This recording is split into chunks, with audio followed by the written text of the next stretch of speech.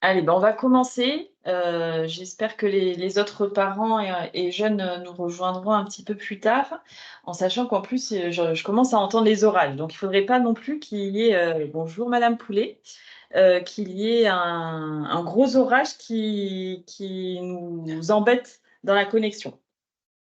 Bonjour, bonsoir à toutes et à tous, donc chers parents et chers jeunes. Merci d'être avec nous pour, ce deuxième webinaire qui est organisé, par le pôle enfance APF France Handicap de l'Aisne. Donc on a choisi pour thème, pour ce deuxième webinaire, l'autodétermination et on va rester ensemble à peu près pendant 1 heure.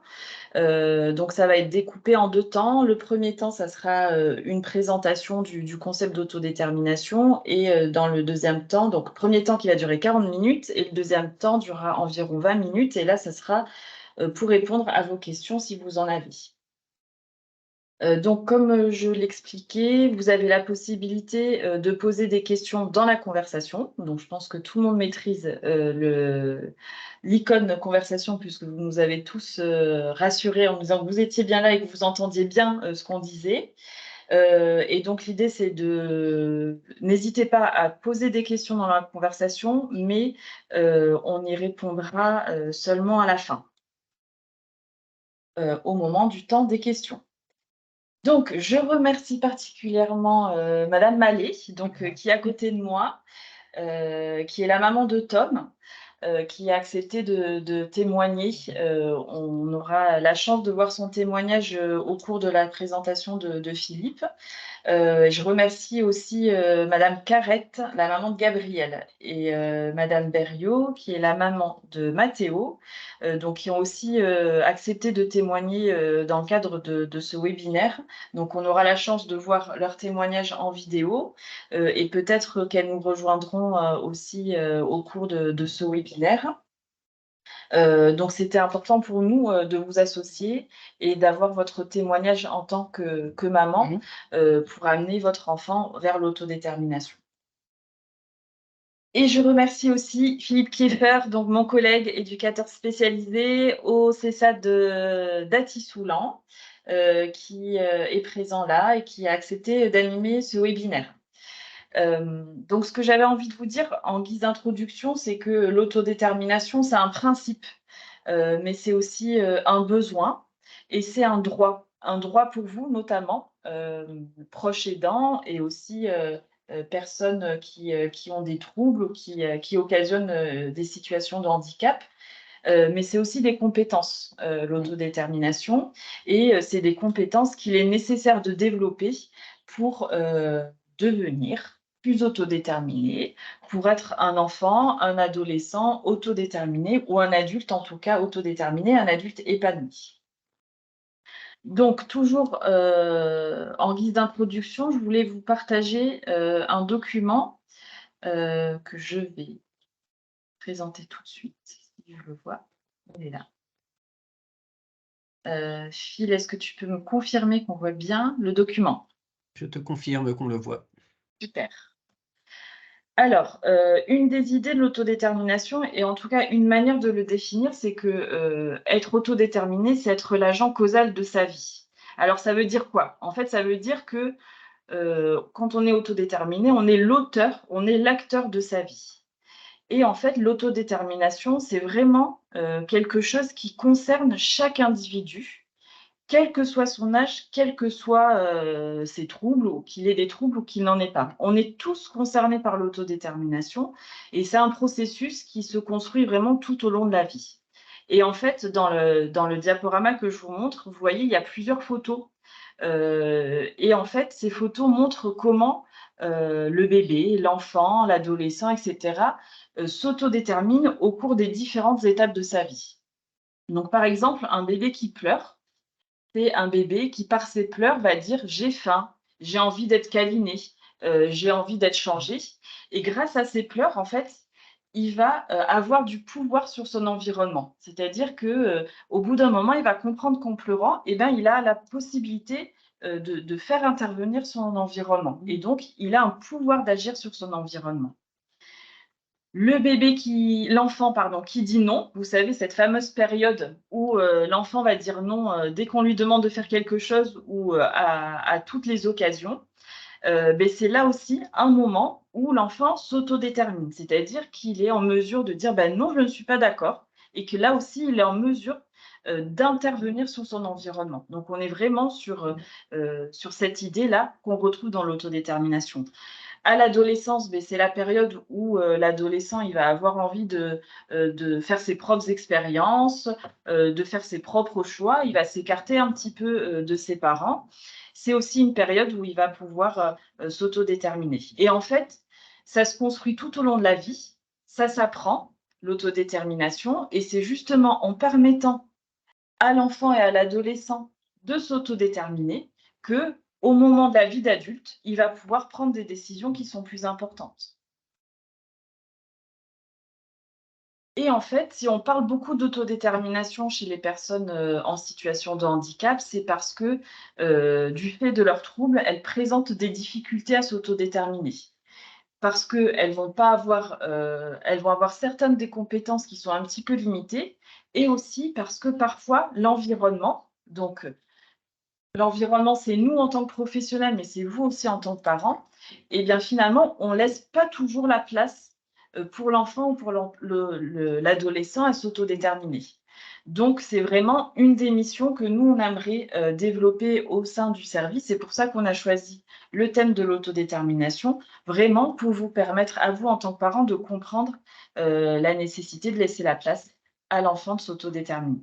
Voilà, sur ces quelques mots, je passe la parole à Philippe Kieffer. Merci encore, Phil, d'avoir accepté de faire ce webinaire, et on coupe nos micros, et puis bonne présentation. À tout à l'heure. D'accord, bah, mais écoute, merci de m'avoir confié cette mission. Moi, j'étais très, très enthousiaste parce que, bah, pour ceux qui me connaissent, en fait, voilà, l'autodétermination, c'est un de mes moteurs principaux, dans ma façon d'accompagner les jeunes et leurs familles. Donc, je vais lancer déjà le petit PowerPoint qui sert de support à la présentation. Hop. Sabrina, tu me confirmes que ça s'affiche? D'accord. Alors allons-y. En route vers l'autodétermination. A Accrochez vos ceintures.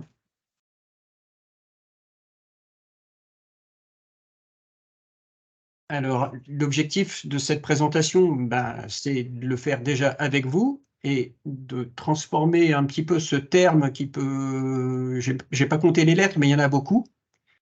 Donc et d'en faire quelque chose d'accessible et d'utile, et que vous puissiez vraiment vous dire dans votre quotidien: «Tiens, ça, est-ce que ça favorise l'autodétermination ou pas?» Comme, Sabrina vous l'a dit tout à l'heure, il y a à peu près 40 minutes de présentation, 20 minutes d'échange. Bon, on verra bien un petit peu ce que ça donne au fur et à mesure, et il y aura surtout 3 grands chapitres.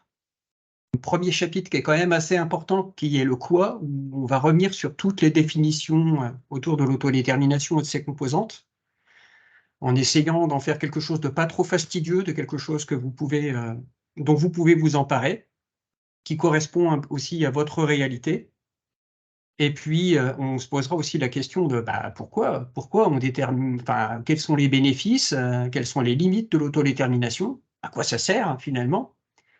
Et puis, on vous présentera quelques outils qu'on utilise, au CESAD, sur le comment on développe, ces capacités d'autodétermination.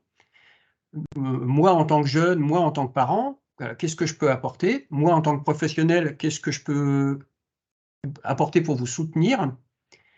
Et je pense qu'on reviendra, enfin j'espère qu'on reviendra sur vos compétences à vous, de comment aujourd'hui vous faites pour développer l'autodétermination de vos jeunes. Parce qu'il est bien évident que vous partez pas de zéro, hein, et qu'aujourd'hui vous avez déjà, énormément de ressources, et que vous essayez de développer les capacités d'autodétermination, de vos enfants. D'ailleurs, si vous êtes là, c'est que le sujet vous intéresse. Donc je vous propose de commencer par un petit, comment on va dire? Un petit témoignage, donc Madame Carrette qui malheureusement n'a pas pu nous rejoindre pour l'instant, c'est la maman de Gabriel. Gabriel, c'est un jeune de 19 ans qui est accompagné par le CESAD. Les problèmes.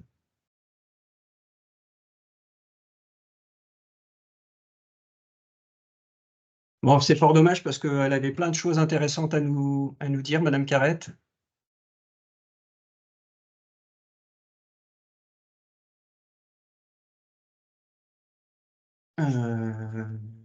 Donc l'autodétermination, finalement, c'est la définition que nous, on nous propose, c'est celle qu'on utilise ici au CESAD, la capacité qui permet à la personne d'agir sur sa vie pour faire des choix et prendre des décisions sans être influencée de manière excessive.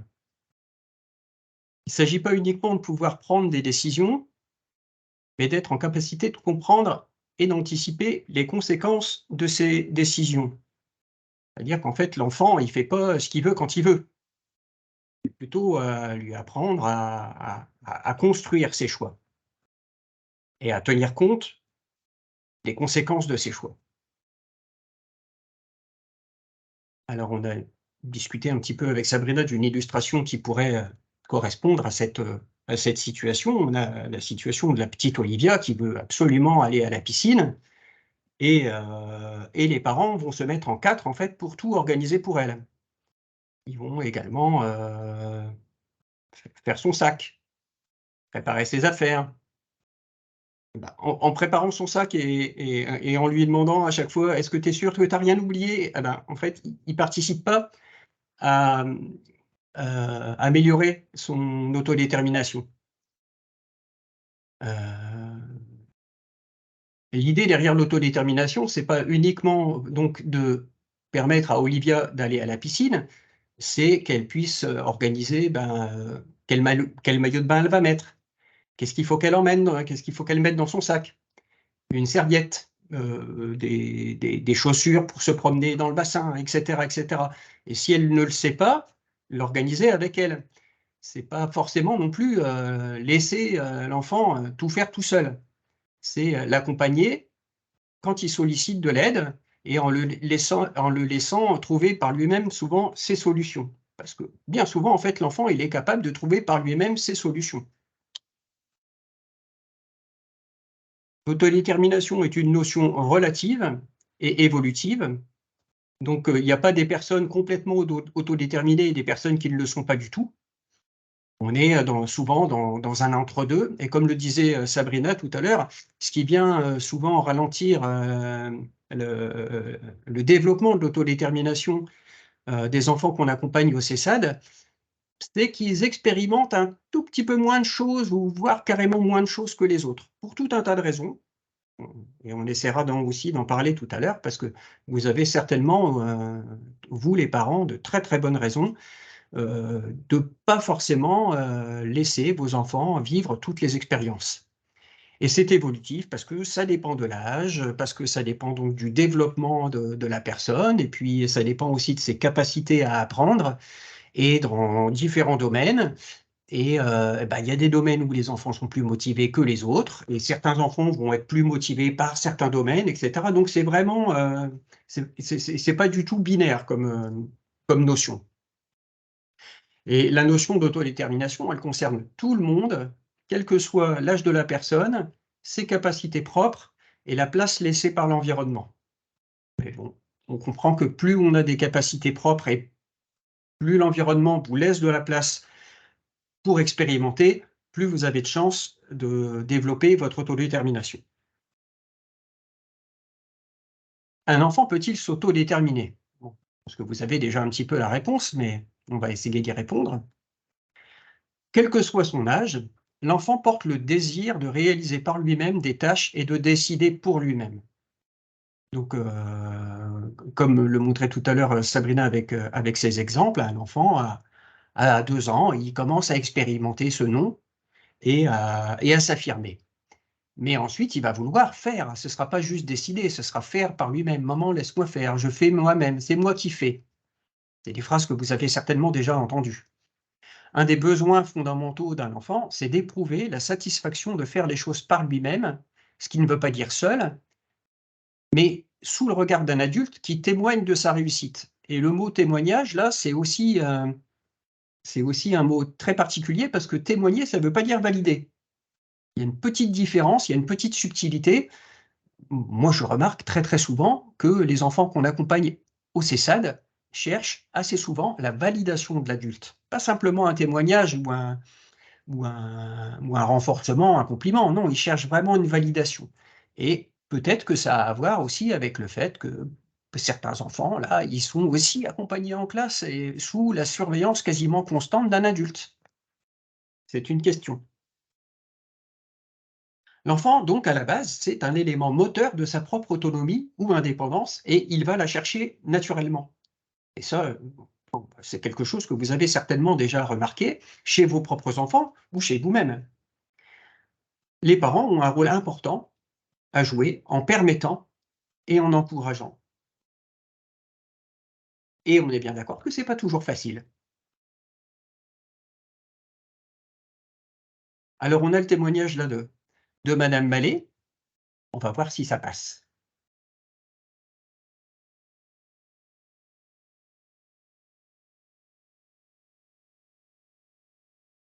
Ça ne passe pas, Phil. Est-ce que tu peux réessayer encore de t'assurer que tu as bien partagé et inclus le son de l'ordinateur? Parce que normalement, ça devrait passer.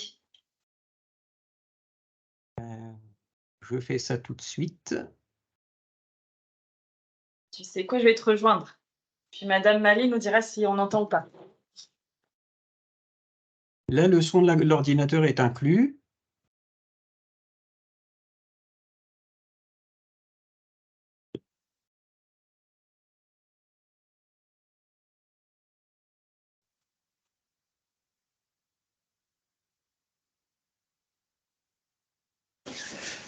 Bonjour Madame Mallet. On entend. Donc je voulais savoir comment vous définiriez l'autodétermination. Alors, ben voilà, je suis la maman de Tom, d'un enfant qui est multidis avec un problème de proprioception. Donc pour moi, l'autodétermination, c'est surtout un grand combat. Être déterminé à avancer, donc pour mon fils, et le faire avancer pour que il puisse progresser dans l'avenir et devenir autonome par lui-même sur certaines choses. D'accord. Donc vous me lancez déjà sur la deuxième question que j'allais vous poser. Donc la deuxième question, c'est pourquoi faire l'autodétermination? Vous me dites c'est pour que Tom il gagne en autonomie. Qui gagne en autonomie, surtout pour lui plus tard, même pour maintenant au collège, parce que le collège c'est quand même très difficile pour Tom, parce que comme il n'y a pas beaucoup d'accompagnement, tout ça, donc il faut qu'il fasse des choses par lui-même. Donc on essaye d'avancer par les moyens qu'on a, comme les logiciels pour l'ordinateur, tout ça, à l'amener à être un peu plus autonome malgré ses problèmes de non-lecteur. Parce que quand il se retrouve tout seul, il est en grande difficulté. Est-ce qu'il y a des moments où vous avez l'impression qu'il peut décider quand même des choses par lui-même? Oh, il y a certaines choses qu'il fait de lui-même, oui, c'est sûr. Pour moi, rien qu'à la maison, tout est fait par lui-même. Sauf en moment des devoirs où il faut vraiment que je lui dise il y a les devoirs à faire, des choses qui n'est pas très très facile. Mais sinon, il est très. Il sait se débrouiller tout seul. Il fait plein de choses manuellement et puis tout, quoi. D'accord. Et ça veut dire que vous vous inquiétez pour l'autonomie de votre fils dans le futur ou pas? Pour son autonomie sur certaines choses, oui, comme il est non lecteur, tout ça, donc s'il n'a pas les logiciels, tout ça, ou un stylo lecteur, j'ai peur pour dans l'avenir, quand il va trouver du travail, tout ça, tout dépendra du travail qu'il veut faire. Là, il nous parle de travail dans les travaux de maison, pour mettre du placo, la peinture, tout ça. S'il y a des calculs à faire, des mètres à prendre, tout ça, c'est vrai que c'est pas évident. Il va falloir qu'il apprenne à se débrouiller sur ça. Et c'est pour ça qu'il va falloir avancer dans ce sens-là, quoi. D'accord. Alors, dans votre définition, vous me disiez qu'il y avait quand même une grande composante de motivation. Qu'est-ce que vous faites, vous, pour essayer de motiver au maximum Tom à faire par lui-même? Par exemple, s'il veut faire un gâteau, s'il dit tu fais un gâteau, j'ai dit tu vois pour le faire toi-même. Donc il va prendre son téléphone, il va aller sur Google, il va dire par exemple gâteau au chocolat, et là il va avoir la recette qui se met, il la met en vidéo et il fait son gâteau au chocolat. Donc je le motive par lui-même à faire des choses qu'il peut faire grâce à l'aide de son téléphone ou pour qu'il puisse avancer, quoi. Qu'il fasse quand même des choses seules. D'accord. Donc vous allez aussi le laisser utiliser le four, prendre certains risques. Là, pour l'instant, dans le four, c'est encore moi qui l'allume. Il a que 13 ans. Même le gaz, c'est encore moi qui l'allume. Mais où des fois, je le laisse faire, mais je suis à côté de lui. D'accord. Je ne le laisserai pas aller dans la cuisine, allumer le gaz tout seul pour l'instant. D'accord. Donc il y a toujours des endroits où vous êtes un petit peu plus vigilante. Voilà, oui. Surtout sur ces choses-là, quoi. Après, je le laisse, par exemple, si on est en course, qui me dit oh, j'en ai marre d'être dans le magasin, je vais dans la voiture, je vais le laisser aller dans la voiture. Je vais avoir une totale confiance et lui, ça lui donne une confiance en lui. Parce qu'il voit que je le laisse aller, donc pour lui, il est confiant, quoi, il y va. D'accord. Ouais. Donc il y a quand même plein de moments où vous évaluez le risque pour lui et vous laissez faire. Voilà. Il y a beaucoup de choses que je le laisse faire, même dans le village, maintenant il va avec son copain, je le laisse aller. Qu'avant, c'est vrai que j'avais un peu plus de mal, mais c'est vrai que maintenant, je le laisse aller. Ou quand il veut aller chez son copain, il y va tout seul. Après, je sais qu'il est là-haut, il n'y a pas de problème. D'accord. Vous diriez que votre fils est vulnérable ou pas? Je pense pas trop, parce qu'il sait quand même se défendre. Il sait quand même se défendre. Même aussi bien, après pas en se battant, tout ça, mais il saurait riposter s'il y avait quelque chose, quoi. Oui, et il sait aussi évaluer le danger. Voilà, ouais. Il fait du vélo, tout ça, donc il sait où il doit regarder, les stops, tout ça. Donc c'est quand même le fait qu'il puisse gérer son impulsivité, c'est quand même un plus et ça vous rassure. Ah oui, voilà, oui. Donc on verra peut-être que c'est pas forcément le cas pour tous les parents de tous les enfants et selon l'âge aussi, c'est pas toujours la même chose. On verra. J'ai fait un gros travail sur moi-même quand même. Parce que c'est une chose que je ne laissais pas faire avant parce que j'avais peur. Ouais. C'est toujours le côté un peu. L'autodétermination, c'est relatif et ça évolue. Oui. Mais c'est vrai que c'est des choses que j'ai appris par le temps et grâce au CESAT surtout, à Madame Terrassin qui m'a quand même poussé à faire des choses. D'accord. On va terminer là-dessus. Alors sur ce compliment, on se revoit tout à l'heure. D'accord. À tout à l'heure.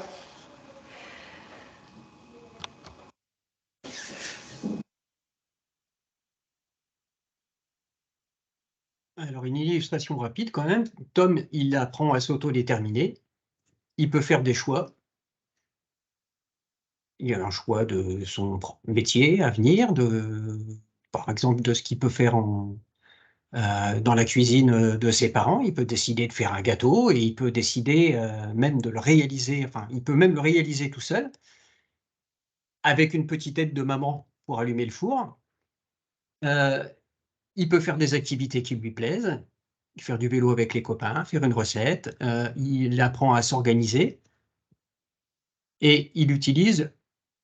On pourrait dire que pour lui, en fait, c'est un moyen de compensation, mais bon, il y a plein de jeunes aujourd'hui qui vont utiliser leur téléphone pour plein de tâches. Donc, c'est certes un moyen de compensation parce que pour Tom, c'est beaucoup plus facile de suivre une recette en vidéo que de lire cette recette. Mais en même temps, je ne sais pas si Tom avait un meilleur accès à la lecture, s'il n'utiliserait quand même pas ce moyen vidéo parce que c'est sympa. Et, enfin, voilà. Et c'est son choix. Et ses parents, ils le laissent faire. Et ça fait toute la différence. Je vous propose de continuer donc en décomposant notre fabuleuse autodétermination en 4 composantes. Ces 4 composantes, c'est pas le CESAT d'Atisoulan qui a décidé que c'était ça. Hein. En fait, on est parti quand même d'un modèle, d'une modélisation d'un psychologue américain qui s'appelle Weymeyer et qui a été repris reprise en France. Cette modélisation est reprise en France par l'INSERM dans des travaux très très sérieux. Il y a des mots dont vous avez déjà peut-être entendu parler. Donc l'autonomie, l'autoréalisation, l'autorégulation, le pouvoir d'agir, qu'on appelle également l'empowerment psychologique.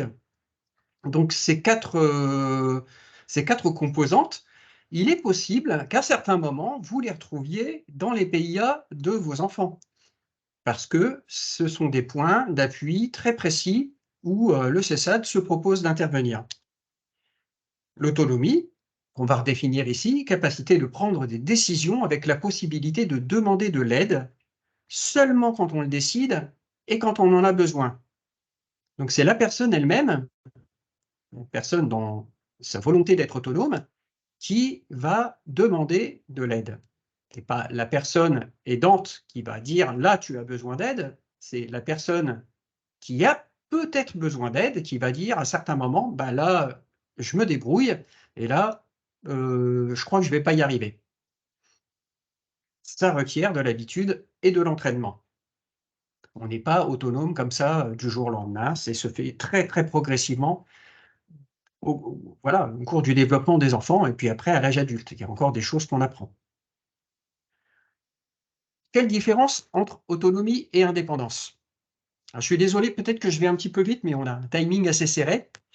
Donc, l'autonomie, c'est la capacité de penser l'action et l'indépendance, c'est la capacité de faire l'action. Pour l'instant, aujourd'hui, dans ce webinaire, on n'ira pas au-delà de ça, mais c'est la première représentation, différence que vous pouvez faire entre ces deux mots. L'autonomie, c'est quelque chose quand même de plus intellectuel, la faculté de se sentir capable de réaliser quelque chose, de l'organiser dans sa tête. Par exemple, vous êtes aujourd'hui capable de décider où vous allez partir en vacances. L'indépendance, c'est complètement autre chose. L'indépendance, c'est vraiment la capacité de faire cette action. Il ne dépend pas de l'aide de quelqu'un d'autre. L'autoréalisation. Voilà, l'autoréalisation, c'est quand même un des volets très très importants sur lequel le CESAD peut vous apporter de l'aide pour aider l'enfant à se connaître lui-même. Hein. L'autoréalisation, c'est ce que l'enfant connaît de lui-même, en particulier ses ressources. Parce que bien souvent, en fait, on va avoir tendance à focaliser sur les aspects plutôt négatifs, les difficultés, les endroits où il y a besoin d'aide. Eh ben, certes, c'est important de connaître un peu ses limites, mais c'est aussi très important de connaître ses forces, ses ressources, ce qu'on est capable de réaliser. Et là, les parents aussi, ils ont un rôle très important à jouer de valorisation, de reconnaissance. Ces connaissances, ça va lui permettre de prendre des décisions éclairées pour ce qui est important pour lui. Ça va même l'aider à savoir ce qu'il veut, parce que le premier volet de l'autodétermination, c'est savoir ce qu'on veut. Et c'est jamais aussi important, dans ce que vous traversez là au moment du collège, sur les orientations scolaires. Donc l'autoréalisation, c'est pas juste un mot comme ça qui vient s'inscrire dans les PIA des enfants, c'est une faculté ou une capacité qui va leur permettre de trouver une orientation scolaire qui est à la fois motivante et adaptée. L'autorégulation, la capacité de l'enfant pour planifier ses actions, ajuster son comportement, exprimer ses émotions avec sérénité, mieux comprendre celles des autres et par conséquent être plus à même d'éviter les conflits relationnels. C'est pas forcément facile de s'autoréguler quand, par exemple, on a une attention qui n'est pas optimale. Ça, c'est un travail qu'on fait très, très régulièrement, qu'on propose en tout cas très, très régulièrement, pour aider les enfants à organiser leur journée. C'est-à-dire vraiment quelque chose de quotidien, d'essayer de comprendre aussi ce qui se passe en eux quand ils se sentent un petit peu négligés par leurs camarades à l'école, quand il y a des comportements des camarades de l'école qui n'arrivent pas à comprendre. Oui, ça, c'est tout un volet Les enfants, ils ont vraiment besoin, les enfants et les adultes ont d'ailleurs besoin de pouvoir s'autoréguler avant de s'autodéterminer. Ça aide aussi, enfin l'autorégulation, ça aide vraiment à évaluer les conséquences de ses actes et de ses décisions. C'est vraiment une composante très importante. Le pouvoir d'agir ou empowerment psychologique, la capacité de se percevoir acteur dans les événements de sa propre vie, c'est-à-dire de ne pas subir, et il y a énormément d'enfants qu'on accompagne au CESAD qui parfois qu'il nous faut remonter qu'ils subissent beaucoup, ils subissent le contrôle, les validations un peu permanentes. Donc là, on a vraiment quelque chose à faire pour qu'on se sente capable d'eux et qu'on développe de la confiance en soi et qu'on développe et qu'on ressente, voilà, qu'on développe ce sentiment de compétence. On va y arriver parce que sinon, c'est la porte ouverte au stress et aux angoisses. En résumé, pour s'autodéterminer davantage, c'est important de mieux se connaître, d'entretenir son envie de décider pour soi, de mieux s'organiser et se contrôler, et d'entretenir sa confiance en soi. Et pour les enfants, cela nécessite un environnement familial et scolaire favorable. On reviendra sans doute sur toutes ces définitions dans notre petite conversation tout à l'heure. Alors après avoir passé du temps sur les définitions, on va se poser la question de pourquoi, à quoi ça sert l'autodétermination, quels sont les bénéfices, et puis aussi peut-être déjà on va essayer d'entrevoir un peu les limites. Alors, tentative. Alors, l'autodétermination de Gabriel, pourquoi faire? Eh bien, on souhaite pour Gabriel qu'il puisse mener sa vie la plus autonome possible, même s'il a besoin d'aide, qu'il mène sa vie en fait, qu'il puisse réaliser ses choix, ses rêves, ses envies, sans forcément passer par nous, et même si on sera toujours là, c'est pas le souci, mais qu'il puisse l'avoir la plus autonome possible. Il est autonome dans son fauteuil, il est autonome pour se rendre d'un endroit à un autre. Ça avait déjà été quelque chose, je pourrais presque dire qu'à 4 ans, c'était déjà son autodétermination, puisque avant la marche était difficile et puis il était dépendant de nous pour se rendre dehors dans la salle de jeu. Et d'ailleurs, j'en veux pour preuve que le jour où le fauteuil est arrivé, il est allé à l'autre bout du jardin, et quand je l'ai appelé, il m'a regardé, il n'est pas venu. Voilà, ça c'était son premier choix d'autodétermination. Là aujourd'hui, dans sa vie d'adulte, eh ben, on lui souhaite, on imagine pour lui une vie autonome avec des aidants, mais qu'il puisse les gérer comme un petit chef d'entreprise, en tous les cas, qu'il puisse gérer sa vie comme ça, et puis être prévoyant, pouvoir être, comment je vais dire,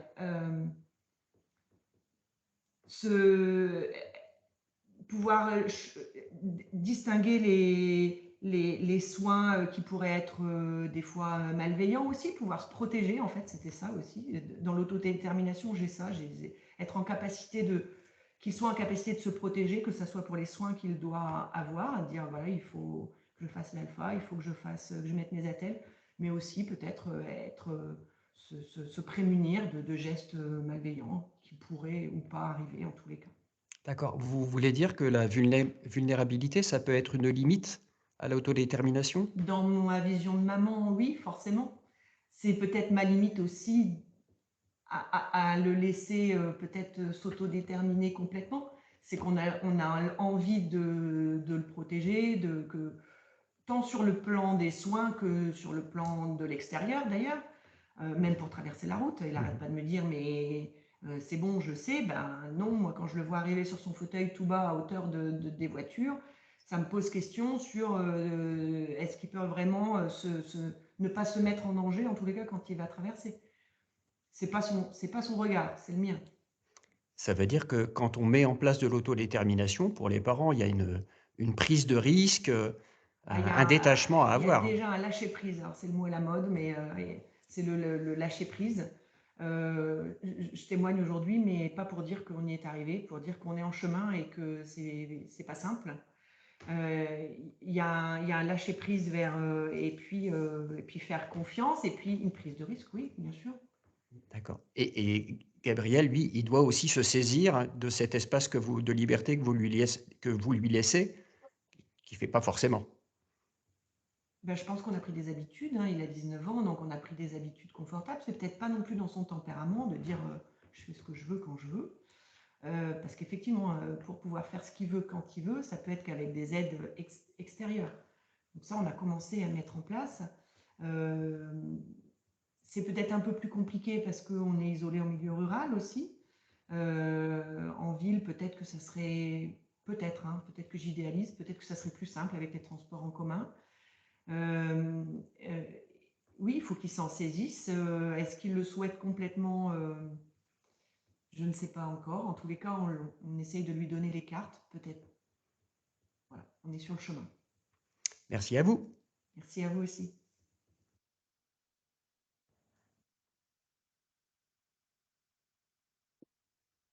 Donc, comme vous l'avez vu, la maman de Gabriel, elle explique quand même de son point de vue que l'autodétermination, c'est un chemin, c'est un chemin quelquefois un petit peu chaotique. Il y a des endroits où c'est plus compliqué. On peut. Excusez-moi, il y a une collègue qui s'en va. Il y a des endroits où c'est plus facile et il y a des endroits où c'est plus compliqué. Et en fonction des enfants, des parents, des motivations, des endroits où on détermine qu'il y a un risque, c'est plus ou moins simple. Mais les bénéfices sont là quand même pour l'enfant. Pour lui, développer son autodétermination, ça veut dire améliorer la connaissance de soi, le contrôle de soi, l'estime de soi, sa relation aux autres, sa capacité à adapter ses stratégies dans tous les domaines, scolaires, professionnels, privés, relationnels, affectifs, etc., parce que voilà, plus on est autodéterminé, plus on est capable aussi de s'adapter aux problèmes qu'on rencontre dans la vie. Et voilà, dans tous les domaines de la vie. Et puis, un autre bénéfice important pour l'enfant, c'est quand même la capacité, ça permet quand même d'exprimer sereinement son point de vue et ses émotions. Et donc, pour vous, là, les parents qui êtes là aujourd'hui, qui avez peut-être des enfants qui peuvent exprimer des situations de stress assez régulièrement, voilà, développer son autodétermination, ça veut dire, à certains moments, vivre des situations de stress, mais les anticiper et les vivre de manière quand même plus sereine et plus contrôlée. Je ne dis pas qu'on va faire disparaître le stress et les angoisses, hein. Ça, c'est pas vraiment possible comme ça, juste en développant son autodétermination. Mais le résultat, le bénéfice pour l'enfant, c'est quand même une meilleure qualité de vie générale, présente et future. Et vous voyez, c'est vraiment pour ça que on s'arc-boute, nous, au niveau du CESAD, pour pousser ces notions d'autodétermination le plus possible au niveau de nos accompagnements. C'est central. Les limites de l'autodétermination, bah, peut-être que vous les avez déjà expérimentées, déjà, toutes celles qui sont en lien avec l'âge de l'enfant, son développement, et puis aussi ses capacités de tous ordres, les capacités d'apprentissage, etc. Madame Mallet a pu en parler tout à l'heure. Quelles sont les répercussions des capacités de lecture de son fils dans sa prise d'autodétermination? Il y en a forcément, il y a forcément un impact. Et puis, les limites de l'autodétermination, c'est l'environnement familial et scolaire, quand il permet ou quand il ne permet pas. L'enfant a besoin d'être encouragé et autorisé à prendre des risques, parfois dans la mesure où il ne se met pas en danger. Et les notions de risque et de danger, vous allez voir, on va revenir dessus, elles sont aussi assez centrales. Les notions d'expérience et de risque sont donc forcément associées à l'autodétermination. Je pense que vous en aviez déjà un petit peu conscience, déjà pour vous-même, les parents, mais encore, j'ai envie de dire, encore davantage pour des enfants qui vivent une situation de handicap. Comme tout débutant, l'enfant a besoin d'expérimenter pour vérifier ce qu'il peut réaliser par lui-même ou ce qu'il ne pourra pas réaliser par lui-même. Le regard, le conseil, éventuellement l'intervention de l'adulte, je dis bien éventuellement l'intervention, parce qu'elle n'est pas forcément complètement obligatoire, doivent lui permettre d'évaluer progressivement la difficulté et de lui faire prendre conscience des risques. Et c'est aussi un autre point important, c'est que c'est à l'enfant, dans cette situation de prise, de développement d'autodétermination, qui doit évaluer lui-même la difficulté et évaluer lui-même la prise de risque. Pas tout seul, mais il doit le faire pour lui-même, avec le parent derrière qui jette un regard et qui valide ou pas, mais qui jette un regard et qui peut anticiper quand on va passer d'un risque qui doit être évalué à une notion de danger.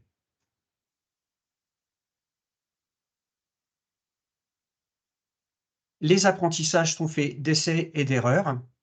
Il faut relativiser les erreurs et les échecs, inhiber la peur de se tromper ou de rater. Ça veut dire que on doit vraiment mettre des enfants qui vont peut-être devoir faire plus de tentatives pour être en réussite, quelle que soit une tâche donnée. On va leur permettre davantage d'erreurs. On va les accompagner. Un enfant en situation de handicap avec un trouble moteur, s'il a envie de faire un gâteau tout seul, on va lui permettre peut-être de mettre davantage de farine par terre. On va peut-être attendre avant de lui faire une remarque, de voir s'il s'en rend compte et qu'est-ce qu'il fait par rapport à ça. Est-ce qu'il marche dans la farine et puis qu'il ne s'en rend pas compte du tout, ou est-ce qu'il va chercher un balai et qu'il cherche à réparer son erreur? Et s'il arrive à réparer son erreur tout seul, eh ben, il s'autodétermine et vous saurez que dans 10 ou 15 ans, quand il sera à la maison plus tard, qu'il se fera une pizza ou un truc et qu'il renversera des trucs par terre, eh ben, il saura ramasser. Ça ne lui posera pas du tout de problème. Il n'ira pas demander de l'aide.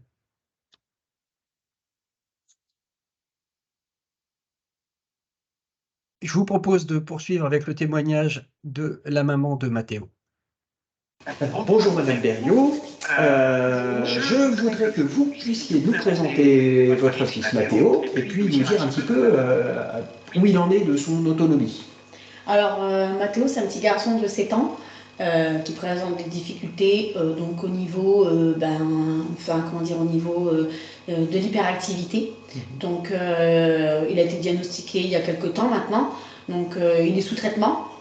Un traitement qui au début faisait effet, mais maintenant avec le temps il a pris l'habitude de prendre ce cachet-là. Le cachet, on va dire, l'organisme accepte maintenant le médicament plutôt, et donc du coup c'est un peu compliqué au quotidien. Sinon sur l'autonomie, Mathéo se débrouille sur beaucoup de choses, il est très autonome. Il y a quelques trucs qu'il n'arrive pas encore totalement à faire, comme les vêtements. Il comprend que les étiquettes se mettent au niveau du dos, à l'arrière. Il y a des moments où il va encore les mettre à l'envers. Ça peut arriver, hein, c'est vraiment très rare. Après, il n'a pas d'autonomie, ça va être sur... je sais pas trop, parce qu'il y a la plupart du temps, il a quand même de l'autonomie. Donc, ça va être sur des trucs un peu banals. Je sais pas trop comment... En général, il a quand même envie de faire par lui-même. Oui, il a vraiment envie de faire par lui-même. Il a vraiment... Oui, il veut faire, parce que pour lui, il est grand, il a 7 ans, donc bon... On va dire que voilà, mais il manque d'autonomie sur quelques trucs en fait. Comment les définir, je ne sais pas, mais c'est vrai que il y a beaucoup de trucs. Mais sinon, il est autonome pour manger, pour aller aux toilettes. 7 ans, il sait faire tout ça, quoi. Je veux dire. Après, son lit, bon, il ne fait pas terriblement bien, mais bon, du moment qu'il est fait, c'est pas très grave. Mais après, il ne peut pas être autonome sur les choses, je sais pas vraiment. Vous ne le laissez pas forcément sortir dans la rue tout seul? Non, voilà, oui, il y a ça. Par exemple, non, tout seul, non. Bah, déjà, quand je suis avec lui, je suis obligée de l'appeler parce que il y a des moments où il peut se mettre en danger. Donc, par rapport aux voitures, même des vélos, quelqu'un qui arrive assez vite avec un vélo, c'est bête à dire, mais il lui rentre dedans, ça peut faire quand même un choc, quoi. Donc, c'est vrai qu'il peut, des moments, se mettre en danger. Il n'a pas conscience du danger. Oui, on en a déjà parlé. Hein, oui, il n'a pas conscience du danger. Voilà. Même dans les magasins, il court, c'est un peu compliqué parce qu'il ne se rend pas compte qu'il y a des gens autour. Il peut rentrer dans les gens, ou une personne mal intentionnée peut... on ne sait pas qui on peut trouver dans les magasins, en fait, même partout. Donc, avec tout ce qu'on voit maintenant, c'est vrai qu'il peut se mettre en danger. Bon, moi, j'ai toujours l'œil sur lui, bien sûr, mais c'est une surveillance constante. D'accord. Donc, ça veut dire que pour vous, en fait, il y a une limite là à l'autodétermination parce que vous êtes sans arrêt en train d'évaluer la prise de risque et le danger. C'est ça. Que Mathéo pourrait se mettre dans des situations très très compliquées. Oui. Bon, vous aurez compris le grand point là qu'on essaye de mettre en avant, c'est qu'il y a une différence entre le danger et le risque, et que c'est à vous les jeunes et c'est à vous les parents de discuter de ça, d'échanger pour savoir ce qu'il est possible de faire, ce que les parents vont vous laisser faire, ou ce que les parents, vous allez décider de permettre à vos enfants, parce qu'à un moment, vous aurez reconnu qu'il y a un risque, mais que ce risque, il n'entraîne pas forcément un danger. Donc, voilà, quel est le danger à ce que quand un gamin fait un gâteau dans la cuisine, quel est le danger à ce qu'il y ait un petit peu de farine par terre? Je ne suis pas sûr qu'il y ait vraiment un danger très, très important. Mais ça, c'est à vous de voir. Comment on peut accompagner le risque? On peut se poser plusieurs questions. Quel est le risque perçu? Est-ce que ce risque perçu, il est véritable? Est-ce qu'il est réel? Est-ce que ce risque, il est acceptable? Comment le rendre acceptable? Et est-ce que ce risque est partagé par tous les acteurs? Parce qu'il y a certaines personnes qui vont trouver que la situation, elle est à risque, et d'autres qui diront non, moi je ne le vois pas. Donc il faut essayer aussi de se mettre dans cette position de co-évaluation du risque. Et c'est aussi comme ça que les parents vont rendre l'environnement autour de l'enfant plus favorable à l'autodétermination. Petit exemple, en plein hiver, votre enfant décide de mettre des chaussures en toile pour aller au collège. Alors, je ne sais pas d'où je sors cet exemple, mais peut-être d'une publicité pour Converse ou quelque chose comme ça. En tout cas, vous avez deux options. Vous laissez votre enfant faire.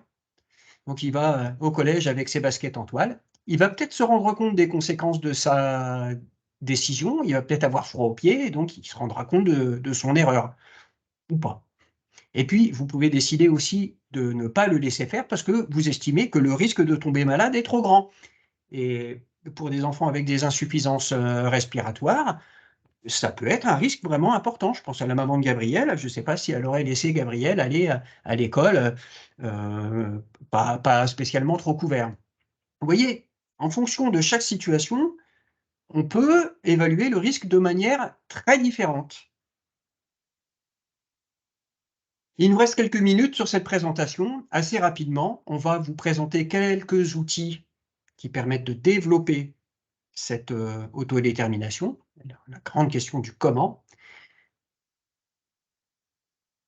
On va revenir sur les composantes de l'autodétermination, parce que c'est ça, il propose des stratégies dans les différents domaines, des stratégies qui s'appliquent sur plusieurs domaines, et puis des stratégies qui sont plus spécifiques.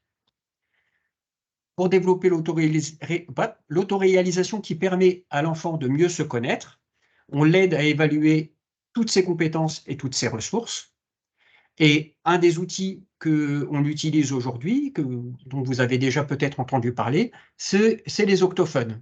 Donc les octophones, c'est dans le cadre de la psychologie positive, ce sont des personnages qui permettent à l'enfant de limiter ses intelligences multiples et donc de connaître dans différents domaines ses ressources et aussi ses motivations. Pour développer l'autonomie, le CESAD organise des accompagnements individuels et collectifs. Donc ça, vous, les parents, vous les vivez un petit peu de l'extérieur, quelquefois à la maison, mais nous, les professionnels, en fait, à l'intérieur de ces séances, on essaye de faire en sorte que l'enfant garde une autonomie, garde une possibilité de choisir à l'intérieur du cadre qu'on a décidé, on s'est mis d'accord au moment du PIA, voilà, on va faire telle et telle chose, mais à l'intérieur, on essaye quand même de laisser son mot à dire sur les médiations qu'on va utiliser, les outils qu'on va utiliser. Pour développer l'autorégulation, en fait, on propose des bilans, des mises en pratique. On essaye vraiment d'amener l'enfant à travailler, à développer ses fonctions exécutives. Donc, c'est un travail qui se fait, par exemple, avec les ergothérapeutes, mais pas uniquement. Et un des outils qu'on peut utiliser, dont vous avez déjà peut-être entendu parler, c'est l'équipe du cerveau qui permet à l'enfant de connaître un petit peu les différents... en fait, il y a des personnages qu'il imagine qui sont ceux qui sont en contrôle, par exemple, de ses yeux, pour pouvoir fixer son attention. Par exemple, le personnage qui est Monsieur Stop et qui va dire à un moment, pose-toi, attends, réfléchis, etc., etc. Donc ça, c'est un outil avec des petites cartes et on permet à l'enfant déjà de commencer par se dire, tiens, en fait, là-dessus, j'ai une prise. Je pense également que tous les outils qu'on peut mettre en place avec les psychologues et les éduques autour de la question de la compréhension des émotions. Je ne vais pas parler de gestion, mais déjà de compréhension des émotions pour mettre un nom dessus et les voir arriver et peut-être anticiper quelquefois des situations de crise.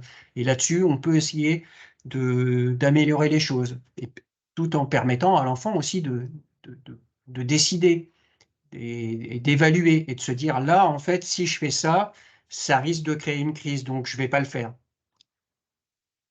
Et pour développer le pouvoir d'agir ou l'empowerment psychologique, le CESAD invite l'enfant à donner son avis sur son suivi et son projet. Alors, tout au long de l'année, mais spécifiquement aussi quand on fait le recueil des attentes, cérémonie du recueil des attentes que tout le monde connaît, et puis quand on construit le projet avec lui et qu'on l'invite et qu'on lui parle à lui. Donc là, c'est vraiment pour qu'il comprenne qu'il a son mot à dire. Je pense que c'est également très, très important qu'on puisse faire la même chose, qu'on développe la même stratégie dans les relations avec l'école. Je vous remercie pour votre attention et maintenant, place aux questions.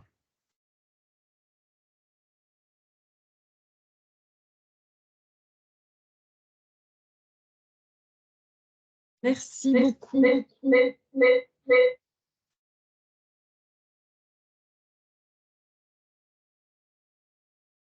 Excusez-moi, je m'étais trompé de micro. Comme je dois gérer deux ordinateurs et deux écrans en même temps. Merci beaucoup, Philippe, de cette présentation sur l'autodétermination, qui était très complète. Je vois que Madame Carrette nous a rejoint entre-temps.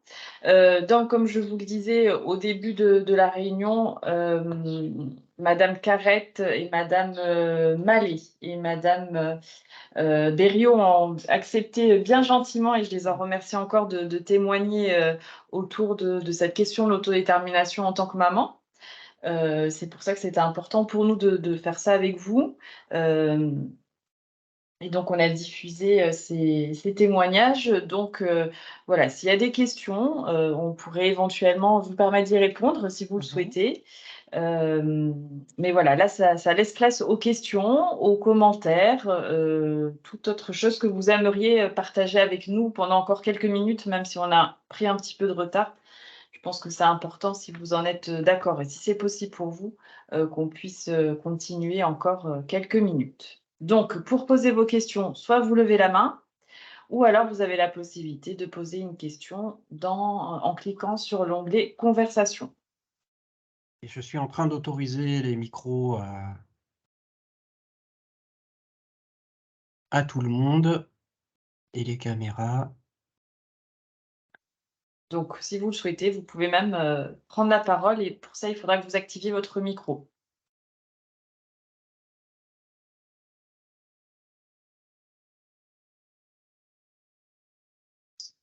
Et moi, sinon, j'ai une première question pour Madame Mallet.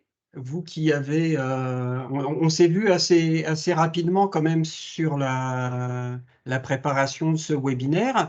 Est-ce que la présentation vous a paru claire? Est-ce que vous voulez rebondir sur ce qu'on vient de dire? Ben, ça m'a paru très clair et j'ai même pris une note, c'est pour le stress, comme quoi il faut l'anticiper justement pour éviter qu'il y ait trop de stress et puis qu'il y ait un mal-être, quoi. Que moi, Tom est un enfant hyper stressé et c'est vrai que là, ça va me permettre de pouvoir anticiper quand on doit aller quelque part et que je sais qu'il va stresser, quoi.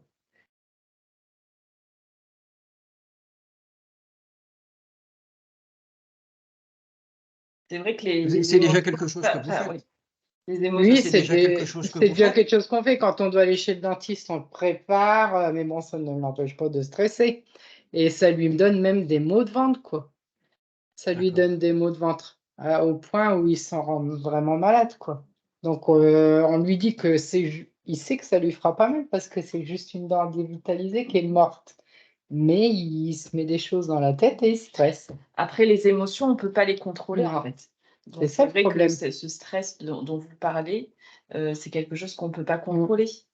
Par contre, quand on vit une émotion un peu comme ça, où ça nous met un peu mal à l'aise, c'est là qu'on peut développer des Oui, comportements même. qui ne sont pas forcément adaptés. On va fuir, on va se mettre enfin, on va, je sais pas moi, tout casser. Enfin, c'est les comportements, en fait, par contre, sur lesquels on peut agir. L'émotion, quand on la ressent, elle est là et on ne peut pas lutter contre, en fait.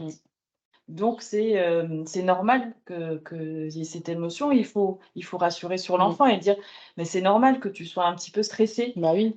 parce que, bah, d'aller chez le dentiste, je pense qu'on peut être tous dans cette situation de Oui, bah, stress». Donc c'est de rassurer l'enfant sur, l'émotion qu'il ressent et puis, voilà et après de voir avec lui quel type de comportement il met en place pour, et Bah, ça pour lui, sur le comportement, on peut agir. rassure déjà, quoi. Mhm. Je C'est oui, aussi parce que là, aujourd'hui, c'est le domaine de la santé, d'aller chez le dentiste. De toute façon, je pense que c'est pas lui qui prend rendez-vous, c'est vous. C'est Bah oui. encore des choses qui lui appartiennent.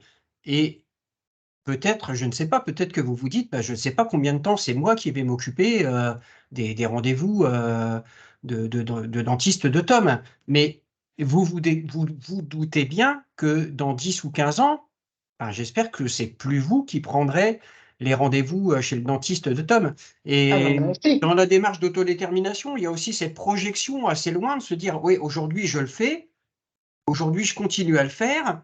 Bon, normalement à cet âge-là, déjà, ça devrait plus être moi qui le fais, mais je continue à le faire.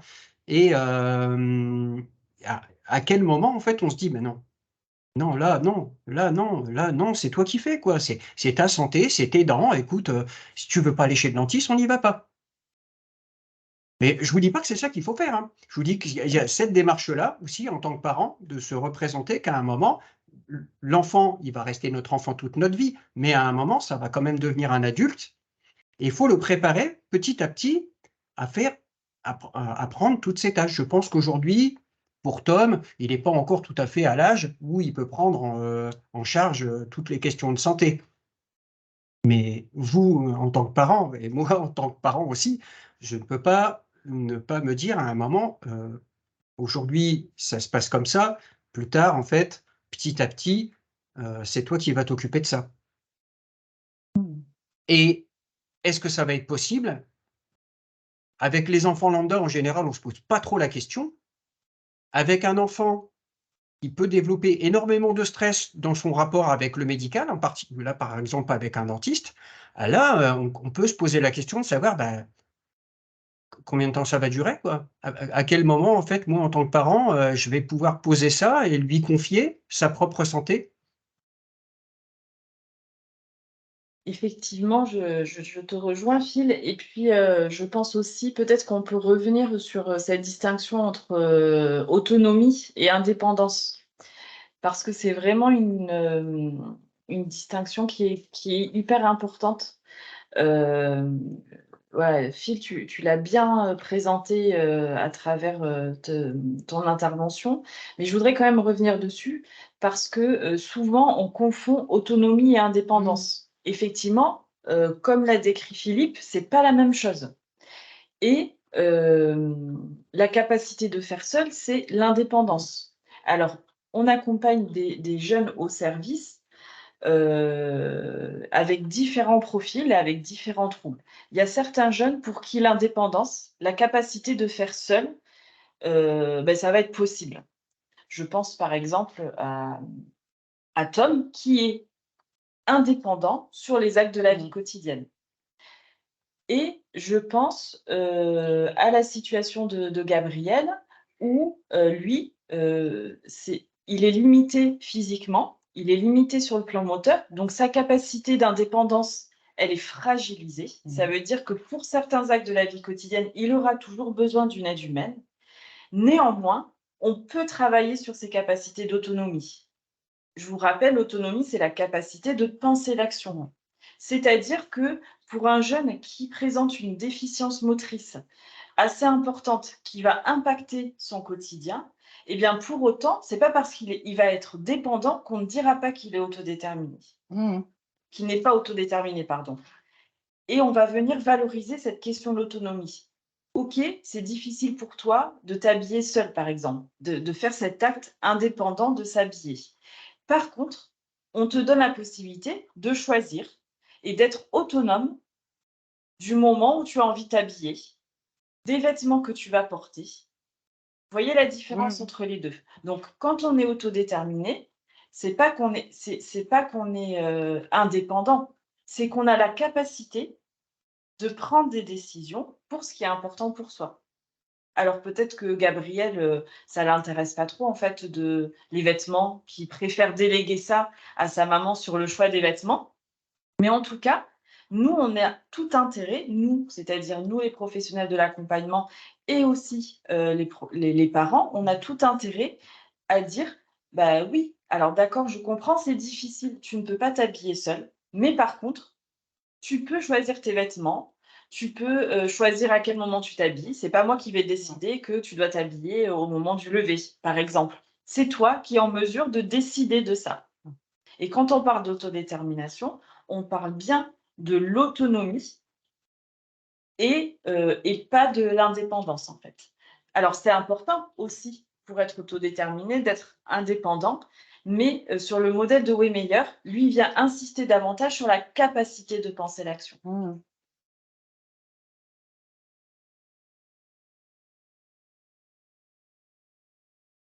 Alors, est-ce qu'il y a des questions dans l'entourage? Pour le moment, il n'y a pas de questions. Il y avait une question, il y avait Anne qui a levé la main. Anne lève la main depuis tout à l'heure, mais je ne sais pas si c'était une question ou si c'était une erreur. Anne, est-ce que tu peux...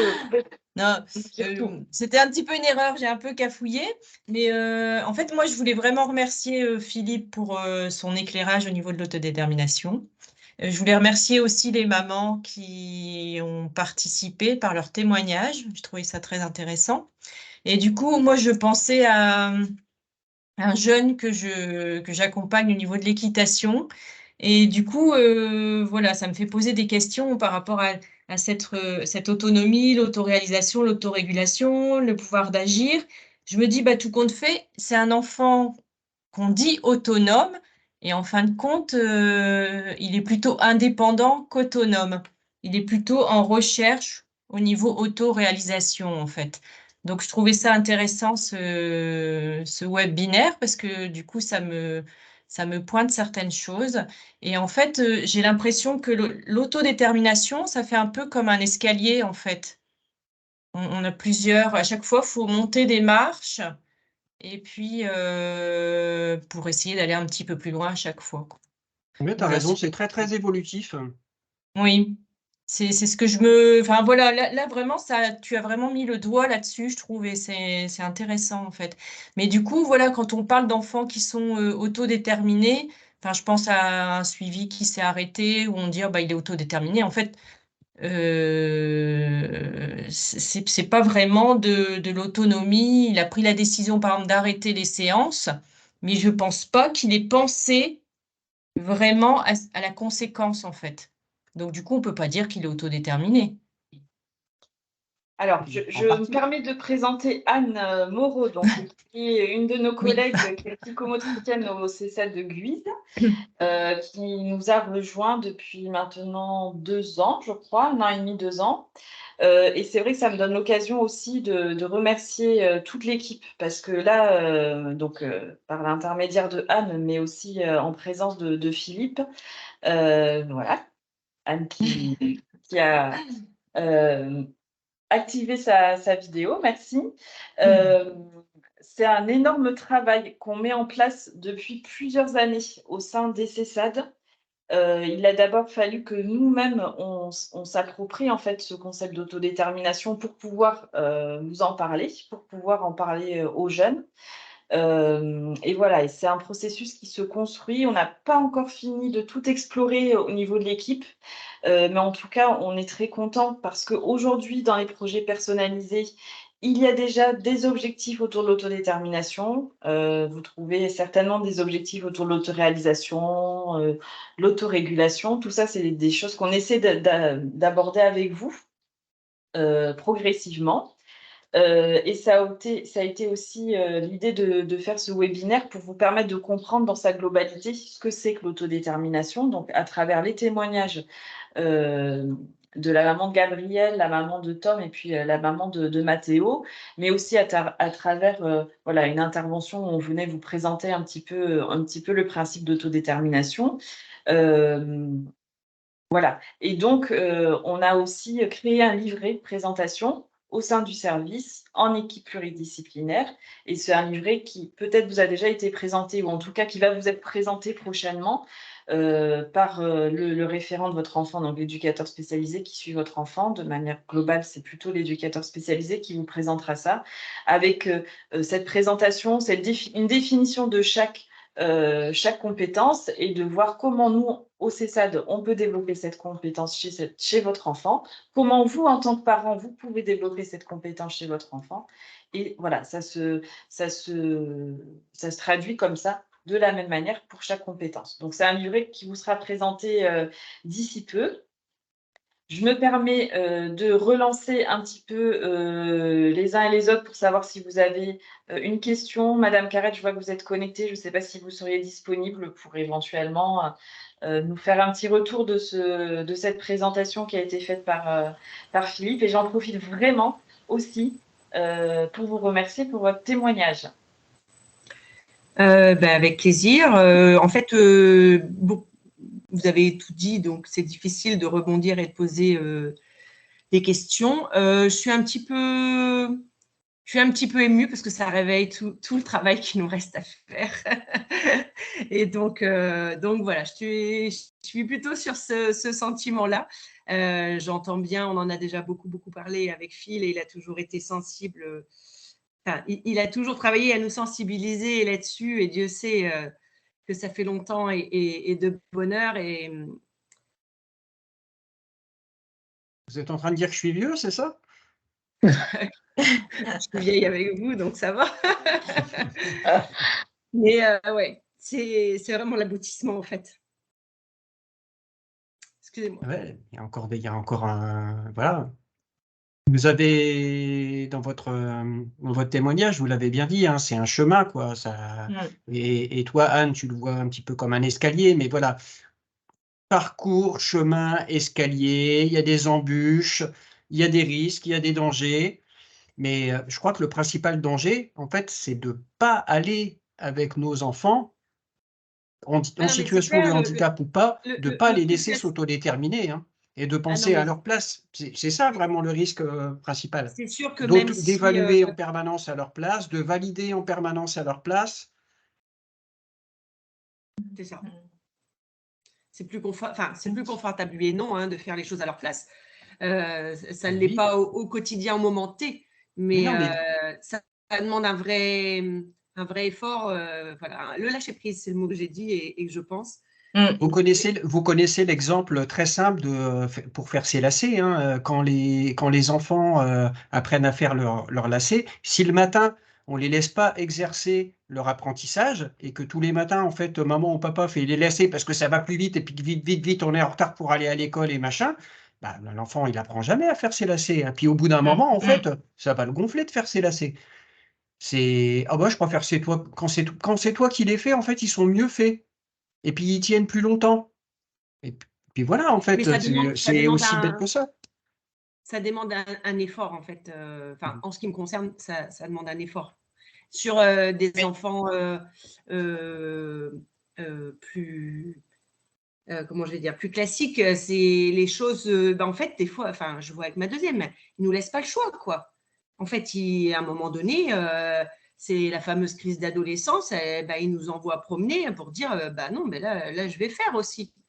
Et c'est peut-être aussi quelque chose en ce qui nous concerne, nous, qu'on vit moins, parce que les choses sont mises en place. Alors, je ne saurais jamais si c'est une histoire de caractère ou une histoire de situation qui implique ça, mais nous, en tous les cas, on a moins vécu aussi cette demande formelle de Gabriel à cela, quoi. On est pour cet été, je l'ai un peu poussé, alors c'est encore moi, hein, à ce qu'il parte 4 jours avec sa cousine.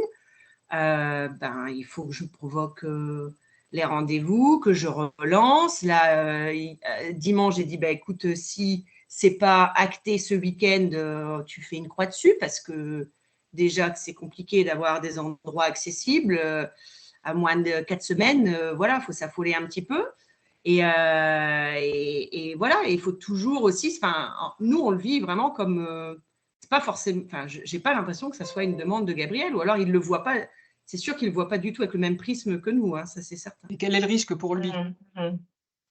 Si je peux me permettre aussi, Madame Carrette, merci encore de votre témoignage. Et effectivement, c'est un chemin qui est long, mais on voit aussi tout le chemin parcouru par Gabriel. Et là où il en est aujourd'hui, c'est aussi à ce chemin derrière auquel il faut penser. Et puis, j'ai envie de dire, et c'est vraiment ce qui est envisagé en fait dans le cadre de notre prochain projet personnalisé. Je fais un petit, je ne sais plus comment dire, en avant-première. Je révèle un petit peu ce qui sera inscrit dans le projet personnalisé, mais pour respecter la confidentialité, je vais mettre ça au niveau plus global. L'autodétermination, c'est aussi, et Philippe l'a dit, c'est aussi, c'est pas forcément faire ce que je veux quand je veux. C'est-à-dire qu'il y a des choses qui m'intéressent particulièrement, et c'est peut-être ces choses-là qu'il faut aller chercher chez Gabriel, comme chez les autres enfants en fait. Qu'est-ce qui a de la valeur pour moi? Qu'est-ce qui est hyper important? Qu'est-ce que j'ai envie de faire? Qu'est-ce que j'ai envie de devenir?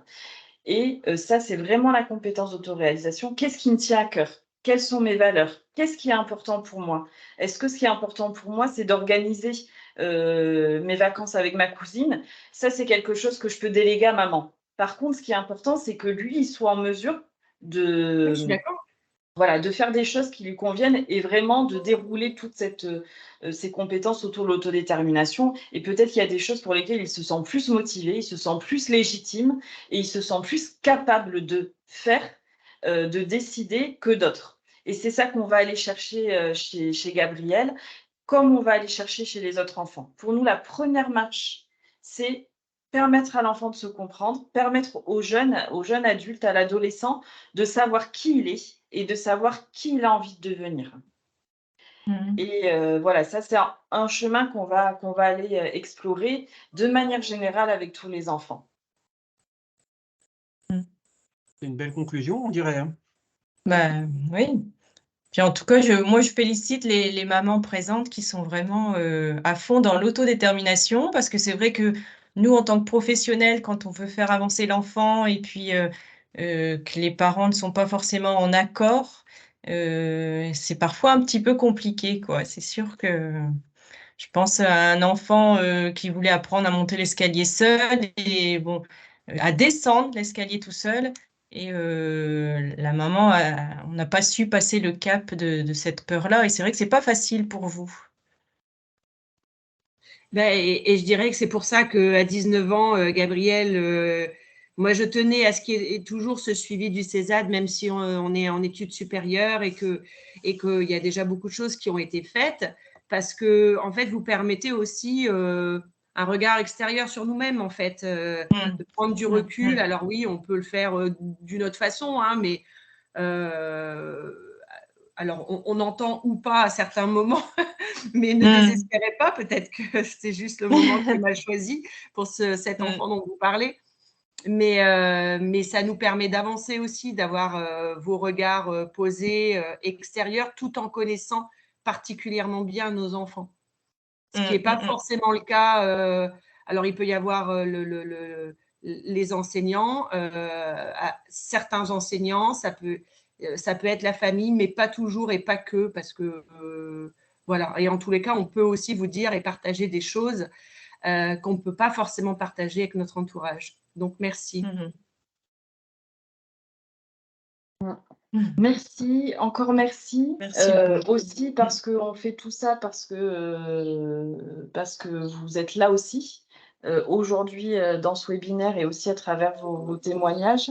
Et c'est aussi très important. Vous nous remerciez, mais on vous remercie aussi parce qu'on tient aussi à valoriser vos parcours de maman qui sont hyper importants. Et là, je pense que aussi pour sensibiliser plus facilement d'autres parents, mais rien de mieux que ce soit un parent qui en parle, en fait.